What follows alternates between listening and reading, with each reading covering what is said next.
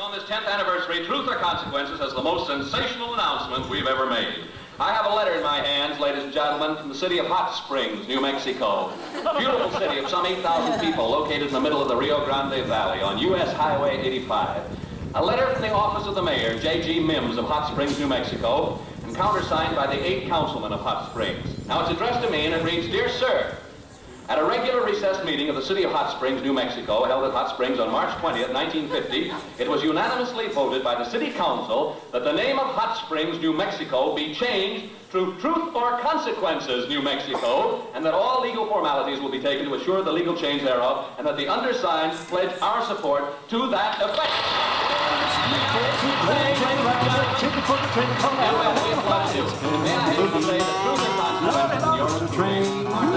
Takes off in Cincinnati when it goes down to New Orleans. With the headlights swinging from side to side. He's connected to the letter of them, but he's committed to be here as his home base for his Virgin Galactic program. Okay. And we have quite a few prepaid astronauts who are signed up to go on his tour into space. You know. I think it's absolutely fabulous. I think it's one of the best things that could have happened. Much less in the world. I mean, this community thinks it's awesome too, but in the world, it's one of the best things I think that could have happened. Oh, in favor, 100%. That's why we opened the restaurant. Oh, really? Yes. Oh, sure. It cost me as a business 25 cents for every $100 that somebody spends in the shop. It's going to probably bring on a lot more jobs and help stimulate the economy around here. Think about this one for a second. The positive effects it's going to bring. Okay. Yeah. I think it would bring hopefully some commerce to the local economy. I'm hoping more than anything that it will bring other space agencies to add some more permanent jobs, more infrastructure just to the community more than anything. I'm for it for the tourism and all the traffic that will go by my location. I'm against it because $99 million would take the state of New Mexico out of its deficit. So for something that extravagant in these economic times, why not? It's kind of I picture our own Cape Canaveral. A lot of people have really glowing ideas about, oh, it's going to be the most fantastic thing that ever happened to Truth or Consequences, and that remains to be seen. I don't think it could hurt. No.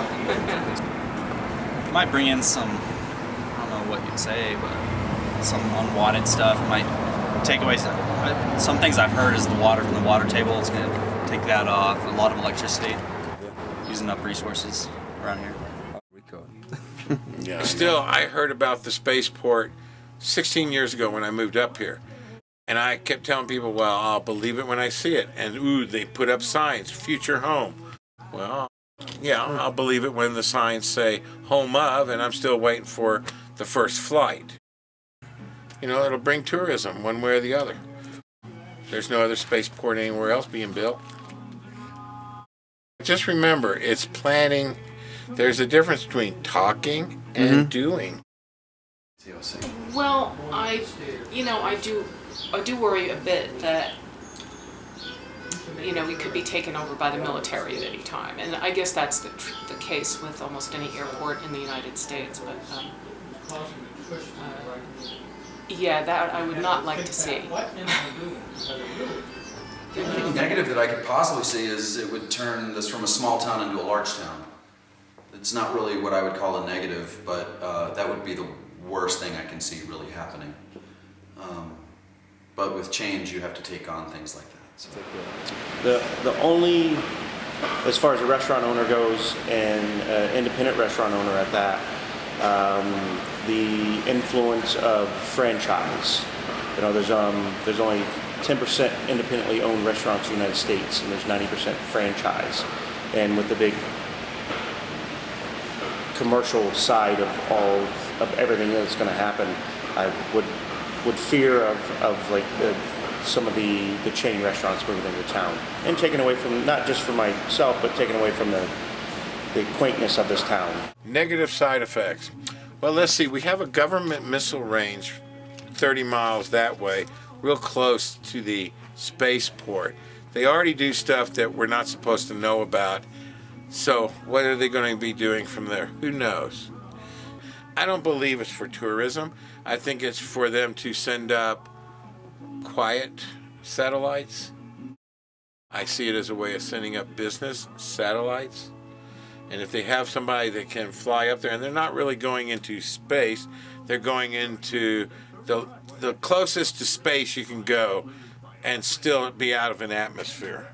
So they're going into outer space. And the building, you know, just the structure of the building is it's such a unique piece of work that I think a lot of people just, gosh, you know, if it just turns out to be a big roller rink. Well, if there was something worthwhile going to. Space hotel, you mean in outer space? Yeah, I would consider that.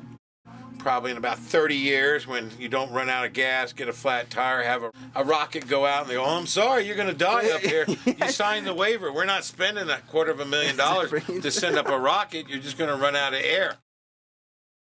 Oh, I'm sorry, that little asteroid the size of a pea went through there.